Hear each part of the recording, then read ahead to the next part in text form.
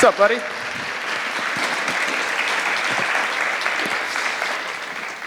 Thanks for filling in, man. Yeah, this is a last-minute thing. You had All somebody... these Yellen fans in the audience must be really disappointed. So you were going to be interviewed by somebody from CNN who was a reporter, but she's Janet also Yellen. a hologram. This CNN reporter was the first human being to be broadcast via hologram. Then you guys remember this? It was on election night. She did it before Tupac? Before Red Fox.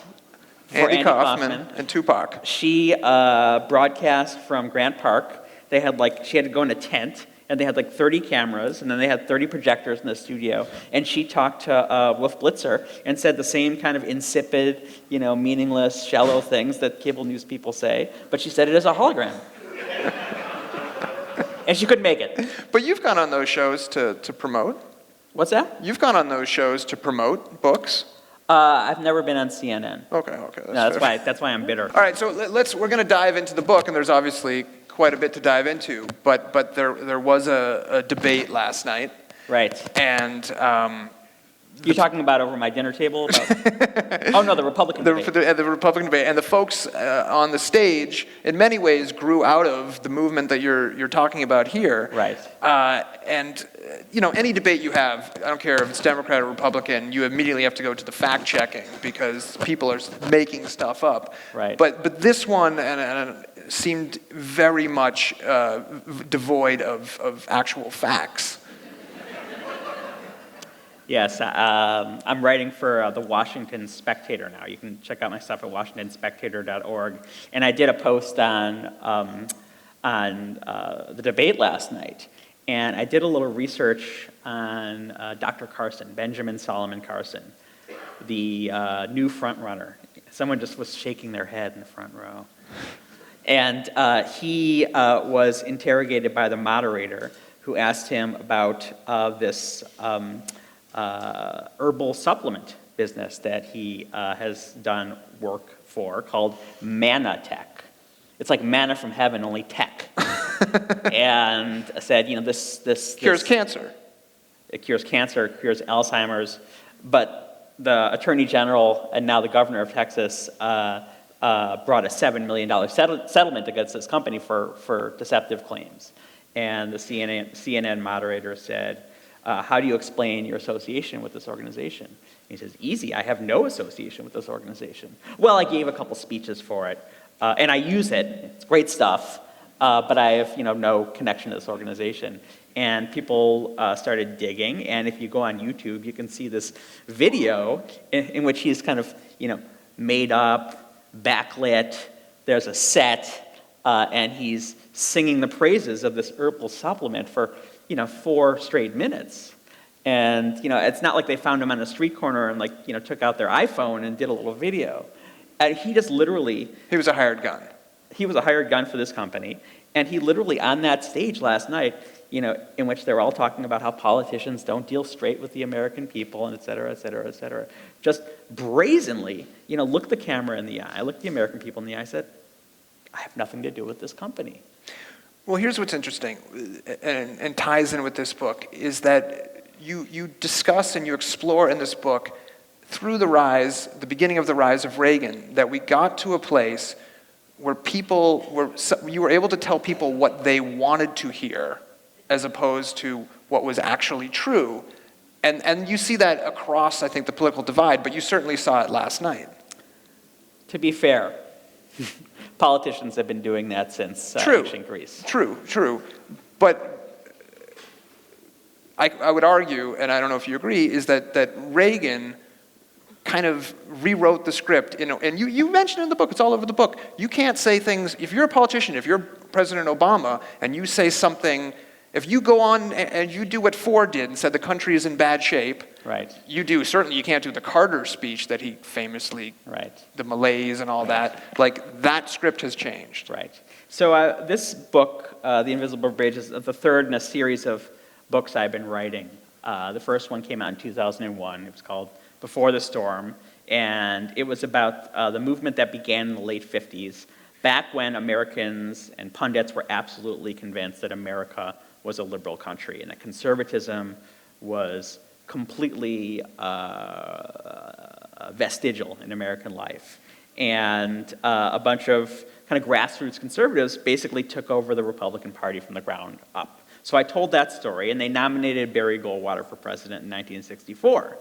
And a lot of that happened as a result of the backlash against the civil rights movement in the early 60s, Cold War maximalism, and Barry Goldwater, of course, loses in this landslide, the biggest landslide to that point.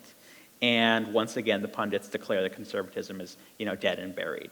Then I read the second volume, Nixonland, which starts in 1965, and the first scene of the book is Lyndon Johnson lighting the White House Christmas tree in 1964 and saying, "These are the most hopeful times since Christ was born in Bethlehem." He passes the first federal education bill. He passes the Voting Rights Act, all this milestone liberal legislation. And again, it seems like the apotheosis of liberalism. America is going to become like Europe.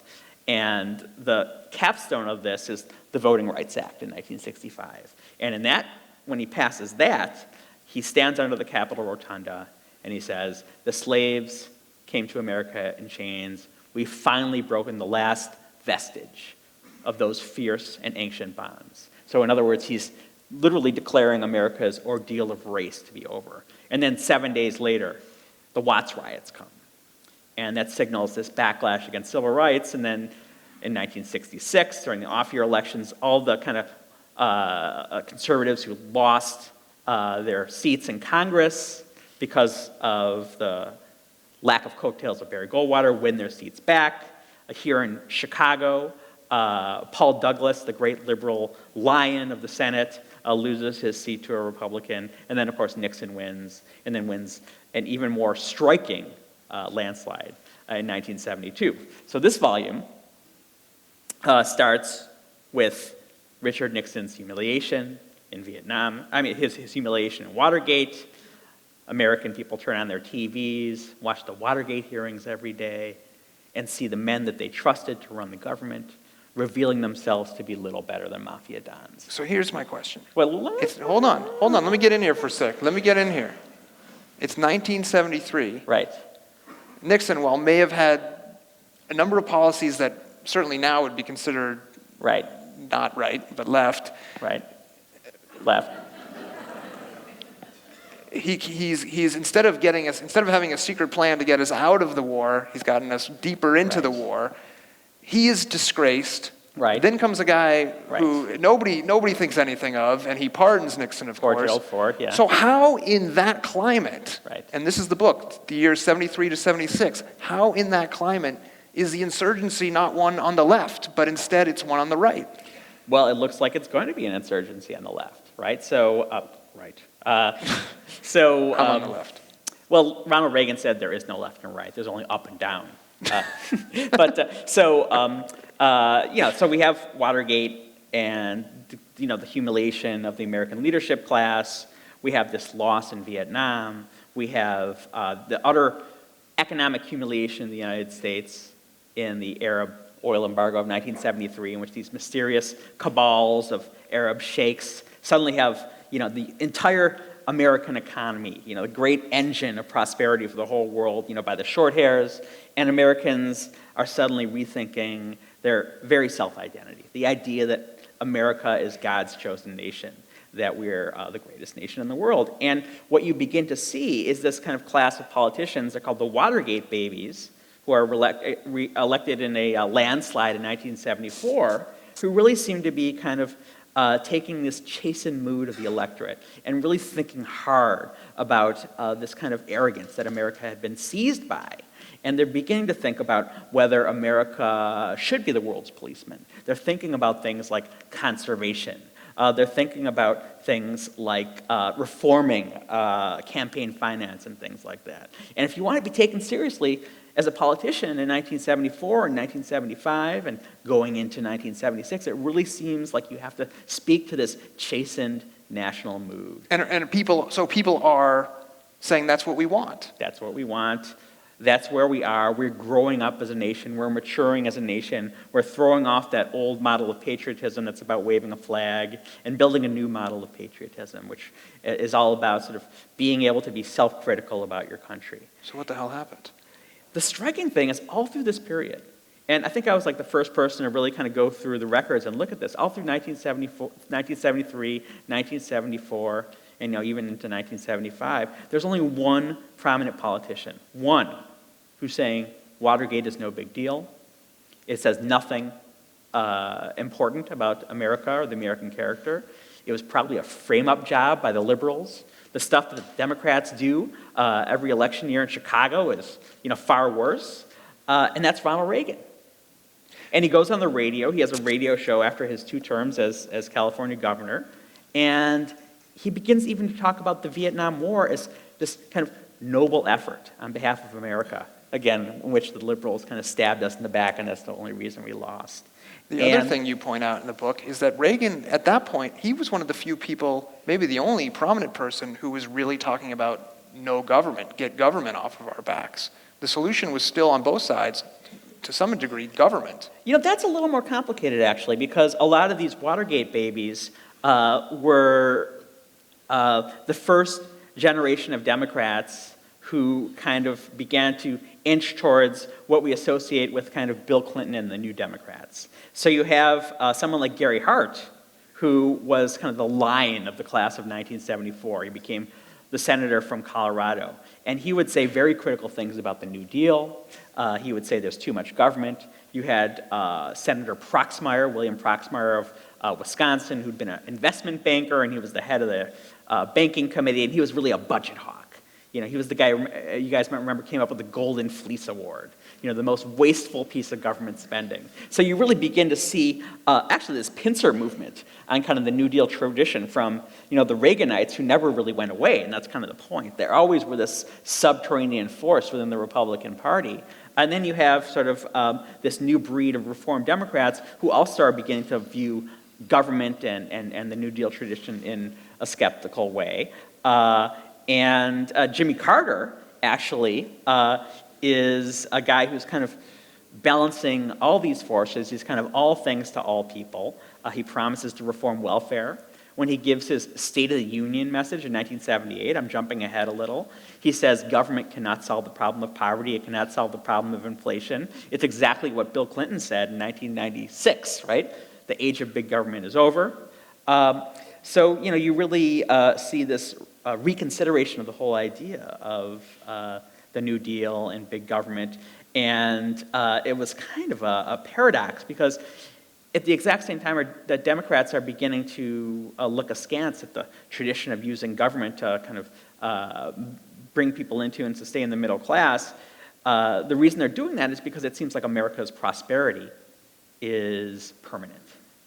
But that's exactly the time, if you guys read your Paul Krugman, we're talking about 1973, 1974, 1975, that what he calls the Great Compression, in which the middle class is rising and high tax rates and regulations are kind of keeping wealth in check. The Great Compression is ending. American prosperity is ending. Wages are starting to stagnate. And the kind of inequality that we saw before the New Deal is coming back. And then in the middle of this comes Ronald Reagan. And the main message Ronald Reagan is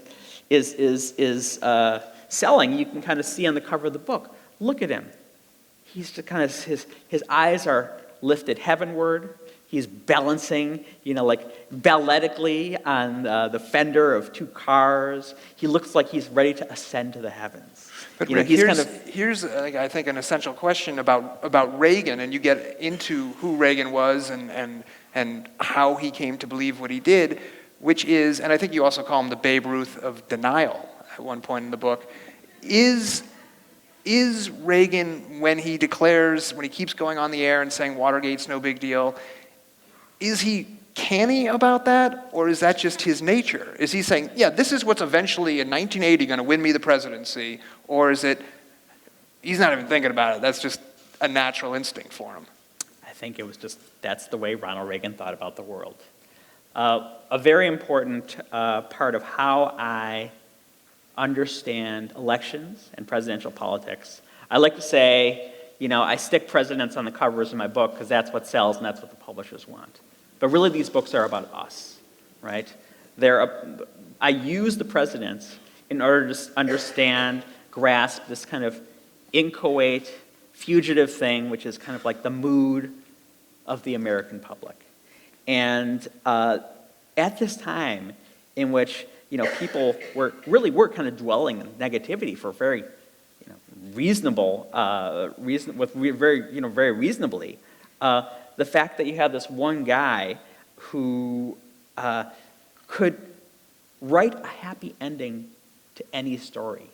I mean, I go through all these stories he tells of his childhood. He gets tuberculosis. No, he doesn't get tuberculosis. It's the influenza. It's the influenza epidemic of 1919. And the story he tells in his memoir about this is how everyone came to visit him, and then he got better, and the light streams through the window, and my friend brought me these lead toy soldiers, and he has this celestial image of himself playing with these lead toy soldiers as the sun shines through the window. So somehow, getting influenza becomes like the happiest moment of his life. He talks about how he would play football with his with his friends, on these vacant lots in these little Illinois towns. And by the way, he lived in 20 different rented houses because his dad was this itinerant drunk, basically. Who couldn't support the family and just kind of move him from town to town. One biographer says, it's very reasonable to imagine that Ronald Reagan couldn't remember his address, right? Because he moved so many times. His family was so unstable. So he played football, and he was kind of the runt, and he'd always end up at the bottom of the pile, but he figured out how to time his lunges, so he ended up on the top of the pile. And the way he tells this story, he says, I was a mass of bruises, I'd come home all beaten up, but I really learned to toughen up, and it really made me what I am today. It's like everything has even his dad's funeral.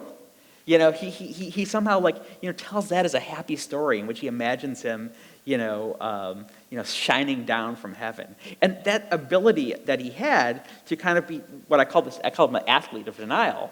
Kind of coming up from this incredibly stressful, traumatic childhood, and transforming himself by reading stories, by kind of going to the library and taking out Horatio Alger books and books about schoolboys who became heroes, and by worshiping sports heroes like Babe Ruth and Knute Rockne. His ability to kind of transform the circumstances of his life into this mythology of heroism just became the core of his being. And you're saying saying that's what he projected out did, to the world. And that's what you're saying he did for Yes. America, too, during that period. Well, the interesting thing is, one of the things I discovered was even back in high school, and maybe even before, opinions about this kid, then a kid, Ronald Reagan, divided almost exactly down the middle. Half the people who he knew were willing to follow him everywhere. They considered him exactly the way he considered himself, as this leader of men, this heroic figure.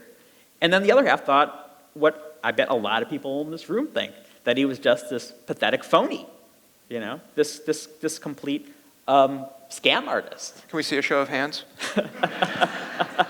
And so in his high school yearbook, right? So everyone knows, what was Ronald Reagan's first job when he was a kid? He was a lifeguard, right? And we all know about that because as a great self-mythologizer, he'd talk about it all the time. He had a log in which he would carve a notch every time he saved someone. Everyone who knows anything about Ronald Reagan knows. Does anyone know how many notches there were?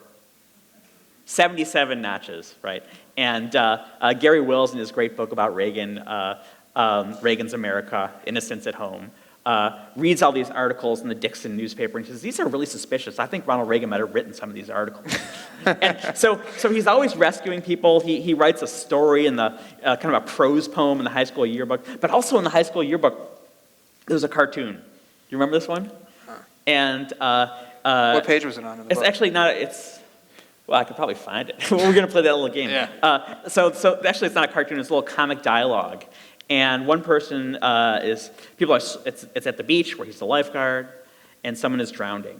And Ronald Reagan says, sort of this little dialogue. He says, "I'll rescue you." And the person shouts out from, the Rock River, which had these supposedly treacherous currents, "No, I don't want to be rescued." He's trying to commit suicide. Ronald Reagan says, "You'll just have to postpone that. I need a medal." So, Rick, I got to ask. Same thing. Given this guy's character, given the mood in the country when he starts his rise, one that is, I would guess, after Nixon, cynical about politicians more than maybe they'd ever been. But Ronald Reagan wasn't a politician. Is that the answer? So when he first, so we have Ben Carson, right? We have Donald Trump, right? We have Karla Fiorini. What do they all have in common? But they don't win. Between them, the three of them have 55% of the Republican polling right now. Right now. It's been going on for about 4 months now. I can't really think you call it a temporary phenomenon. But Reagan invented that. When he first ran for governor in 1966, in which his only experience was basically giving speeches at Kiwanis clubs, and as the liberals always love to point out, the same ones who were writing little comic dialogues in the Dixonian in 1929, he co-starred with a chimpanzee, right? And he said he made that a virtue. He said, "I'm running as a citizen politician. I'm not really a politician." And that was kind of one of the kind of images he was able to project, all the way to the end. That he wasn't like these other politicians. Were the people, given the debate last night, one of the things that you think about Reagan, whether true or not, and I think there's moments in this book where he could be quite nasty. Yes. But one of the things you get is that sunny optimism. Right. But that's really only half the story. Sitting on a hill. Yeah. The people everybody now in the Republican Party claims, Reagan's the patron saint, but you don't get that optimism so much. You get more of the nastiness. Yeah, you have Donald Trump basically making it seem like America is in, the last throes of civilization, right. Like, Caligula's the emperor opposite. Or something So like are that, they right? the heirs to Reagan, or Ideologically, yes.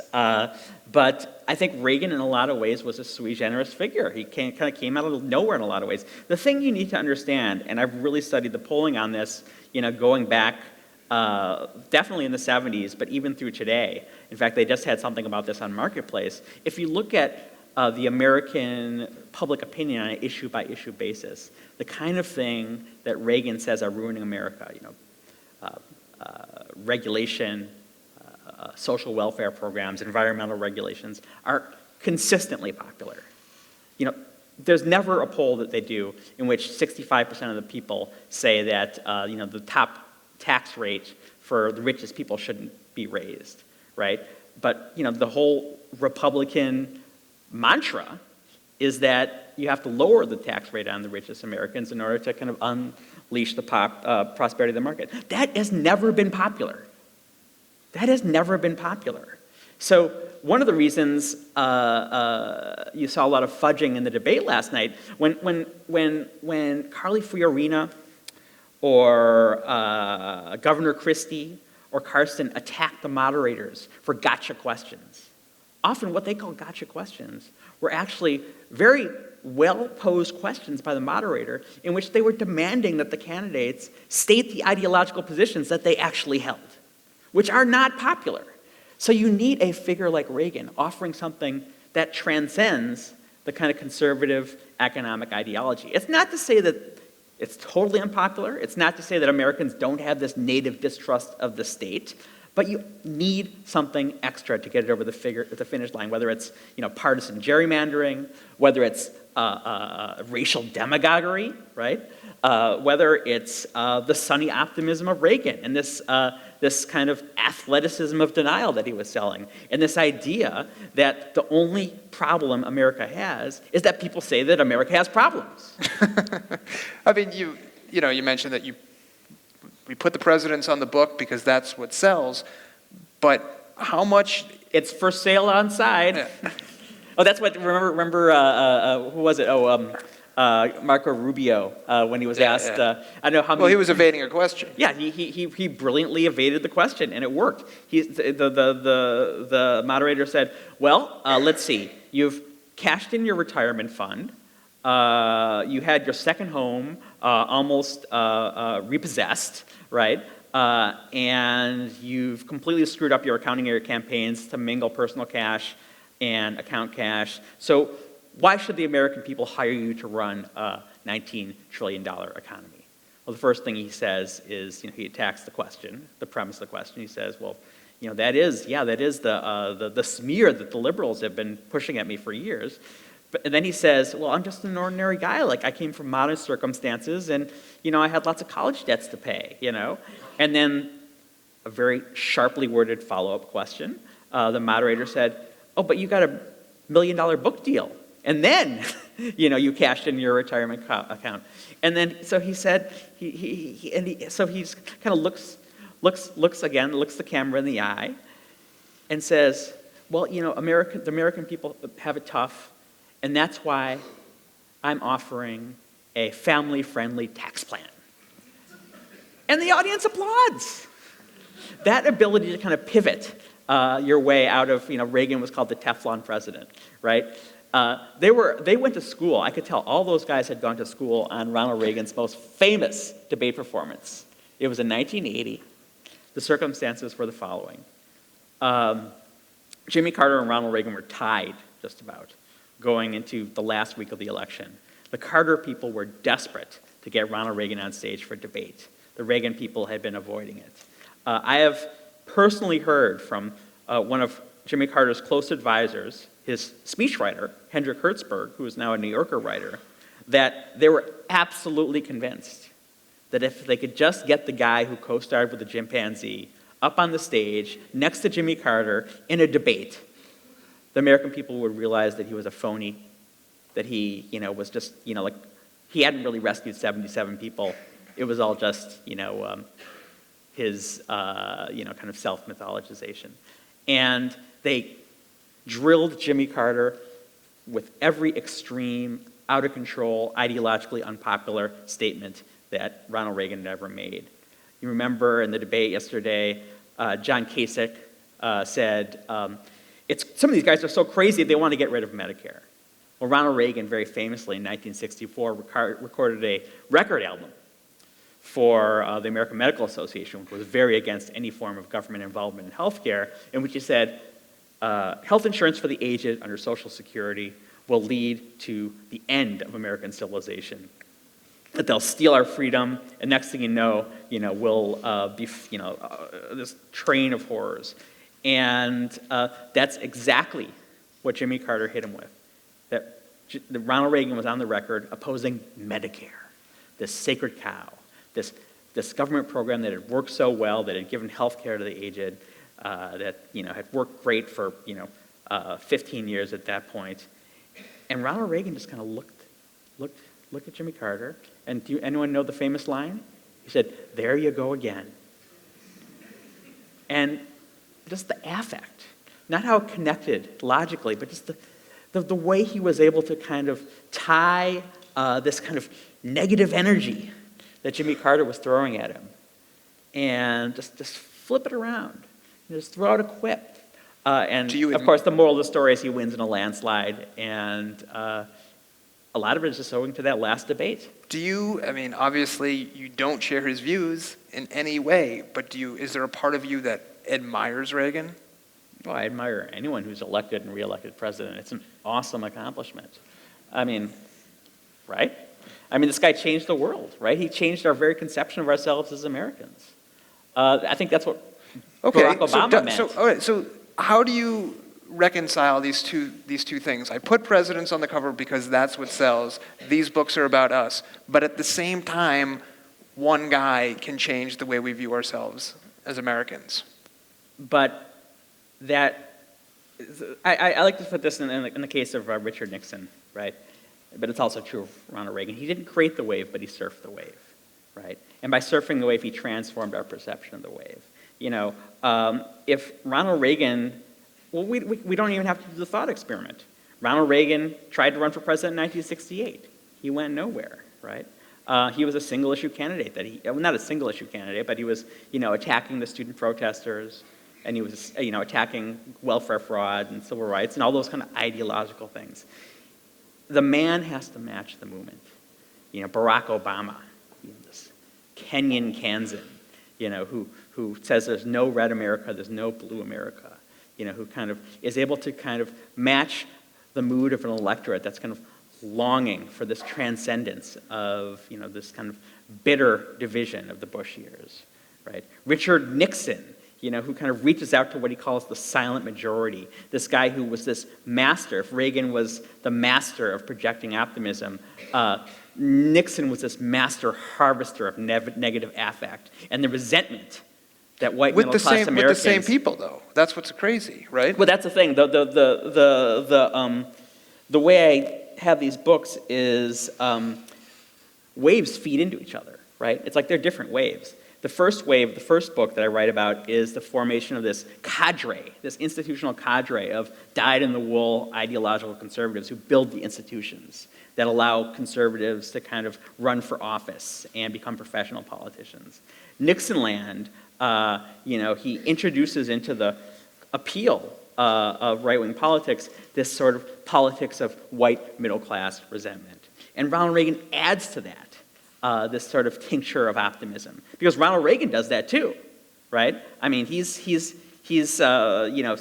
when he gives his first radio show in 1975, when he's kind of beginning this political comeback after his gubernatorial career, the very first broadcast is he's talking about all these young, quote unquote, strapping bucks you see in the line in the grocery store paying for a sirloin steak with their food stamps, right?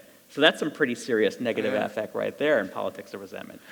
How do you capture the mood of us, of America, especially now, but even then... You want me to give away my trade secrets, Mark? No. Well, no. I mean, I know you just go to Google Books, right? Yeah. But how do you do it when half the people, if it's us versus them, then there's half the people and half the people. How do you and a lot of this book, which is so wonderful, is an analysis of why The Exorcist worked, an analysis of what Hank Aaron meant. But if we believe different things from half the population... Societies are structured by their conflicts, okay? So if you can figure out what people are fighting over, right, what the terrain of battle is, then you're going a far way to understanding the totality of the society. The fact that there was a struggle, a debate between, in this period I'm writing about, people who are trying to construct this new version of citizenship, to take our theme, this new version of patriotism that's self-critical, versus the people who are talking about those same people as not quite American. That's the struggle. That's the conflict, right? Sort of to take an example, kind of the climax of the book is the Bicentennial Celebration. Something most of us of a certain age remember. Certainly, I remember. I, decorated my bike, and we saw the tall ships on Did it TV. have like a banana seat and everything like that? Oh, did it ever? Yeah. Yeah. I had one of those, bendy, sort of. The Bicentennial, if you read the way people were talking about America's 200th anniversary celebration, kind of going into it, and kind of the spring of 1976 was, why are we having a birthday party for America? It's like, what are we celebrating? It's just like America's gone crazy. The crime rate is through the roof. It'll probably be attacked by terrorists. I mean, 1975, 1976, you had hundreds and hundreds of terrorist bombings. No one remembers that. Our president has completely humiliated us. We're completely enthralled to, Middle Eastern, oil sheiks, et cetera, et cetera. He says over and over and over again, the editorialists, the columnists. And then kind of the day comes, and the celebration turns out to be really fun. It's really glorious. None of this scary stuff happens. None of the stuff anyone was worried about. People really enjoyed it. And you see kind of on July 5th, literally the same columnist saying, I guess we were wrong. America's not such a bad place after all. So what you have is, this kind of... We just need to throw a party. But I say a birthday party, it's such a childlike thing. Yeah. Right? The Bicentennial was kind of, it was for children, right? And if, one of the pundits I quote a lot is Elizabeth Drew, who's still around. And she was a writer for the New Yorker then. And she said, well, yeah, it was kind of, something that was really for the children, but that's okay. Maybe it's okay to be childlike every once in a while. And so you see that these are these kind of inflection points, right? These inflection points in which kind of one way of thinking about America, the hegemony of one way, and maybe it's like 40, 60, 1 week and 64 to the next. It's not like the conflict goes away, but the kind of balance of forces shifts. And strong personalities, successful political campaigns can do that. And that's what these candidates are trying to do. They're trying to kind of seize these inchoate moods in the public and teach people to think about things in ways they didn't even realize they knew, right? The most successful politicians are people who give names to feelings that didn't yet have names. Ronald Reagan was a master of that. And one of my favorite examples, when he started running for governor in 1965, the free speech movement was rocking the campus at Berkeley. Kids taking over the administration building. The beginning of what you would see more and more of, this kind of student rebellion that kind of flowed into the anti-Vietnam War movement. And he started talking about it in his very early speeches, before he'd even announced his campaign. He'd say that those kids at Berkeley should obey the rules or get out. And the experts, people thought Ronald Reagan was kind of this completely programmed politician. He's always kind of manipulated by these, geniuses from behind the scenes. That's not how it was. The experts, the pollsters said, look, we've done all the research. People aren't interested in that as an issue. And Ronald Reagan said, no. Every time I talk about this, because he's reading the mood of the crowd, and I mention these lines, I get a standing ovation. He said, I'm telling you, these people just don't understand that this is a political issue yet. A pollster can't count public opinion unless something is articulated as a political issue. It's like people are, when I go out on the road to report on Bernie Sanders, why is he doing so well? Well, I went to Dallas, Texas, which is supposed to be this very red conservative place. And I went to this hotel ballroom that was packed with 6,000 people. And most of the people there were in their 20s. And the time when he got a standing ovation was when he said, I'm going to make college free. Because all those kids are wrapped with tens of thousands of dollars in student debt, right? And there's no politicians speaking to that as a political issue. If you look at my article in the Washington Spectator about why Bernie Sanders is doing so well, it's his ability to kind of articulate feelings that are not yet seen as political. So I got to ask you, and you alluded to this earlier, and this is my last question, and then we'll hand it over to the audience. One of the points that you make is that the mainstream pundits, from all the way back from Goldwater on, the ones you say that Donald Trump is going to fade any day now. So okay, they've been saying it for 4 months. So that's the question. What is happening now that 20 years from now, Rick Perlstein Jr. is going to say they didn't see it coming? What's bubbling up right now? Well, if I knew that.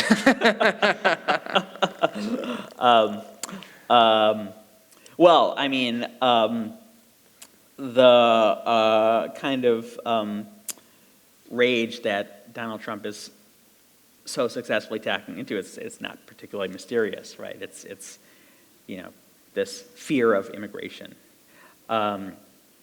And a lot of that is, fear of the dispossession caused by, a transnational capitalist economy that's just not taking care of people, right? It's the classic demagoguery, it's scapegoating. And part of I've written about this in the Washington Spectator too, part of, I think, the brilliance of Donald Trump is that he can simultaneously tap into that very right-wing rage but also kind of speak quite explicitly to people's sense of economic dispossession in a way that we associate more with the left. He has a lot of supporters in places like, Flint, Michigan, where people are dispossessed by the fact that all the factory jobs have gone overseas. This idea that he's going to stick forward with a 40% tariff if they move a factory, to Mexico, as they're promising to do. Well, it doesn't really matter that presidents don't stick anyone with tariffs. Congress does that, right? But he's speaking to this sense of economic dislocation that people feel. And the thing that's Wait a minute. Doesn't he seem? Just answer this. And then this is the thing that makes it so brilliant. I pointed out that the conservative economic policies that people like Ronald Reagan were talking about have never been popular. So a candidate that can simultaneously hive off a little of that unpopular stuff, even though with this tax plan he didn't kind of take my advice. He kind of had a very traditional Republican tax plan, and speak to that sort of reactionary rage against others, against immigrants, in the same way that a lot of the very successful right-wing politicians in Europe are doing. Right now in Sweden, which has taken in 150,000 refugees from Syria, the biggest party right now is the right-wing party, really the fascist party. Trump is the national version of that. We've got to get the questions. You know the history better than I do. Trump, to me, seems, what he says, coarser than what went before. Yes. Is that not true? Absolutely true. I talk about this, it's called Donald Trump and the F word. And the F word does not end with a K, it ends with a M. It's fascism, right? What Donald Trump is willing to do that other Republicans haven't done is, even in the case of someone like George W. Bush, who was a very right-wing politician and certainly was not above all sorts of race baiting and all the rest, I think after 9/11, he visits a mosque the next week. He's constantly talking about how Islam is a religion of peace. Elite Republican and right-wing politicians have understood that they're playing with very dangerous forces, and that to go too far is a very dangerous thing. Even Barry Goldwater told Lyndon Johnson in 1964 that if his supporters start exploiting race riots in order to campaign for Barry Goldwater, he would drop out of the race. He was so scared of those kind of reactionary, kind of demonic energies. Donald Trump doesn't have that filter. And that's one of the things that makes him so frightening. All right, let's take some questions for Rick. Great conversation. Alex Perrine, writing in Gawker today, suggested that Jeb Bush should run as a Democrat. That basically, there's no place, and this is partly Jeb Bush's own doing, but that's the only place where he can maybe, gain a following. What do you think about that? I think that's the craziest thing I've ever heard. What's the argument? I don't understand the argument has to be that he's the Republican Party that's winning is so far to the right of what used to be the moderate Republican wing. This is Jeb Bush, who basically completely took control of Terry Schiavo's care from the Schiavo family in order to kind of sell out to the pro-life forces in Florida. This is a guy who completely is bought and sold by the charter school industry. I mean, he's a right-wing guy. What people don't really understand about there's a lot of talk about mainstream Republicans, moderate Republicans, and Tea Party Republicans. Ideologically, there's not a lot of difference. The difference is mainly operational. The people who are now calling themselves the Freedom Caucus, the Tea Party, they have this kind of apocalyptic sense that they have to break the government in order to rescue the country, right? That we are hurtling towards fiscal Armageddon, which is, of course, completely untrue. I mean, if you look at the deficit as a percentage of gross domestic product, we've been completely heading in the right direction for, 15 years now. But there's this, sense out there.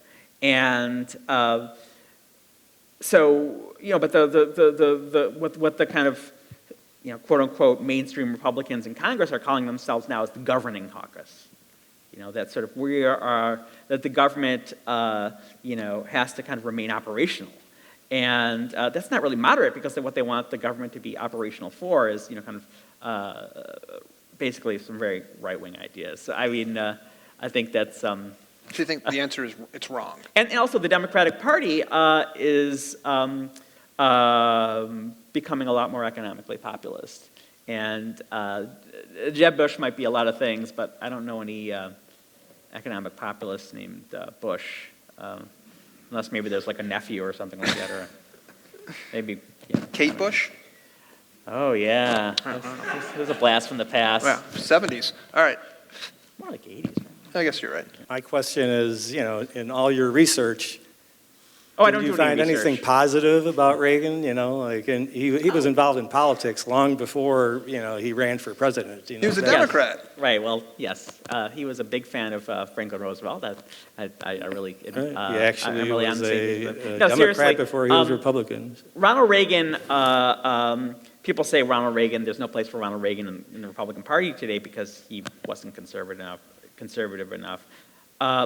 The fact is, Ronald Reagan was very much part of the governing caucus. He could count votes. He wanted to put, kind of points on the board as Rahm Emanuel used to say when he was in the White House. So that, he governed in California and then as president with vast Democratic majorities in the legislature. And he was willing to negotiate. He famously passed the most liberal abortion law of any state up to that point. He claimed he didn't understand what was in it. That was some pretty fancy footwork on his part. But he signed, both as governor and president, a heck of a lot of tax increases when that was what it took to kind of keep California and then the nation's fiscal house in order. I think that if Ronald Reagan was governing with the kind of Congress we see now, I think he would be very conservative, and he would be governing from the heart, and he would be, trying to do things like shutting down Medicare, right? But I admire him as a reasonable and practical politician. I found your comments interesting about how politicians, to be successful, need to match the mood of the country if there is... Yeah, which is hard to figure. It what is. The mood is. Yeah. So how do you assess Hillary Clinton and being able to match the mood? Hillary Clinton has made several moves of late, from coming out against the Keystone Pipeline to coming out against the new trade deal that the Obama administration is negotiating, that point to that she's trying to harvest the same energies that Bernie Sanders and to some extent Donald Trump are harvesting, which is this anxiety over the dispossession of the middle class. And the Democratic Party, first under Carter and then under Clinton, began retreating from the New Deal order because it didn't seem like the New Deal order had worked, right? The kind of economic stagnation of the 70s, the kind of retreat of white working class voters from the Democrats in the 80s. It seemed like the wise political move was to, as Bill Clinton put it in the 90s, triangulate between the conservative and liberal poles of the country. I think that the mood of the country on economic terms especially is quite a bit more liberal and activist than it has been in the past. I think the issue of debt is colossal. The issue of resentment towards banks is colossal. I think that history will record that one of the great historic failures of the Obama administration was his inability to call the big banks to account for the economic crisis. And I think a lot of Americans who don't quite have the language to express that are feeling these things. And Hillary Clinton is trying to speak to that mood. Maybe it's not a natural fit. Maybe it is. We'll see. We'll see. I think also, I think that she I think a lot of people, and this is just a guess, found her performance before the recent Congressional Inquisition quite heartening and satisfying, because she proved a certain coolness under pressure, a certain mettle, a certain ability to stand up to extremist currents in the country. And I think that will serve her well. She's always someone who's deeply understood in her bones that the American right for some time now has had an apocalyptic, almost Leninist mindset. And that contrasts profoundly with Barack Obama, who to the last has believed that he could square the circle and negotiate with other Republicans in Congress. They can't even negotiate with themselves, of course. And what we've seen in the last year or so with this, all these executive orders, is his understanding that, in fact, as one of his aides put it in a very, very interesting and revealing interview with Jonathan Chait of New York Magazine, this is Dan Pfeiffer, that they were terrified that if they let rein their liberal instincts, the public would reject them. But when Barack Obama started doing things like pushing through executive orders, his most recent one was requiring evidence-based medical treatment of heroin addiction, right? Something that in the tough on crime 80s and 90s would have been inconceivable. That would have been seen as, kind of kowtowing to, I don't know. It would have just been seen as just not the kind of thing a Democrat who wanted to survive would want to do. That when they have done this, almost every time they've reaped more political popularity rather than less. How calculated was Ronald Reagan's speech in Philadelphia, Mississippi, where I heard he mentioned Right. states' rights without mentioning civil rights? Right. What the questioner is referring to is Reagan's first big speech after the Republican convention in 1980, when he won the nomination, was only just down the street from where three civil rights workers, Goodman, Cheney, and Schwerner, were lynched during Freedom Summer in 1964, the Neshoba County Fair. And he basically kind of winked at the crowd and said, "I'm one of you." He said the most important thing is states' rights, which has always been the code word in the South for we don't need that meddling federal government telling us what to do with our way of life. And now we know, thanks to a historian, forgetting his first name, but his last name is Crespino, that Reagan's aides had received a memo saying, if you really want to get the quote-unquote George Wallace vote, you should speak at the Neshoba County Fair. So that's, to my mind, as a historian, dispositive that he knew exactly what he was doing, that he was speaking to the racial resentments of Southerners in the face of civil rights. You made mention of something earlier that I kind of disagree with. In my personal opinion, I think President Obama's greatest shortcoming was the handling of the debt ceiling, because I thought he was trying to be reasonable with people who had absolutely no interest in being reasonable. Well, you're saying the same thing I am. I agree, but how is it that they're able to be so successful being so unreasonable? Or alternatively, why didn't Obama act as unreasonably as they did and maybe have some success with it? Well, just like, Ronald Reagan is, inveterately and constitutionally an optimist, Obama is inveterately and constitutionally a conciliator. That's who he is. This is the guy who, cast about all his life to kind of, unite opposites, right? Why are the Republicans able to stay in control in, say, Congress? Well, first of all, every 10 years, as we know, after the census, each state draws their own legislative districts. And they're allowed to do that in a partisan fashion. So a state that is run by a Republican legislature is able to draw its legislative districts. So all of the Democratic voters are clustered together in these crazy districts. And And so they'll have districts that are like 90% Democratic or 90% African American.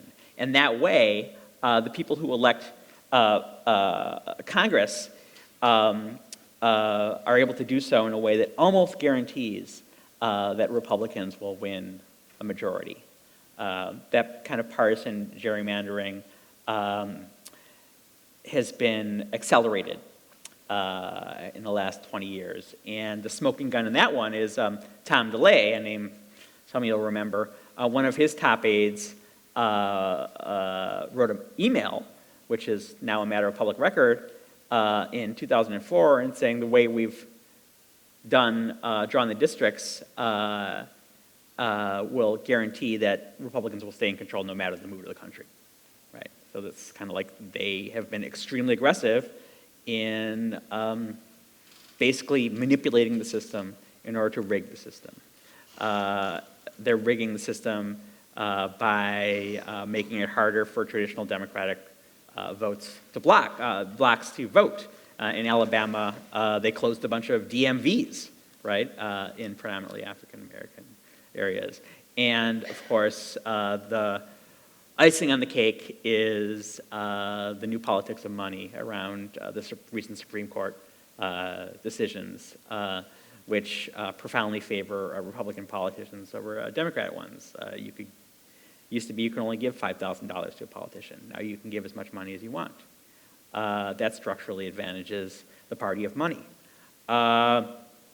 Is it hopeless? No. Every time the hour has been darkest for our democratic institutions, we've had constitutional reforms, whether it was the 16th Amendment, which ended the Gilded Age by instituting the progressive income tax, or the granting of votes to women, or the granting of votes to 18-year-olds. We've honored Winston Churchill's great injunction, and I guess I'll make this my last word. America always does the right thing after exhausting every other alternative. Thank you. Rick Perlstein, everyone.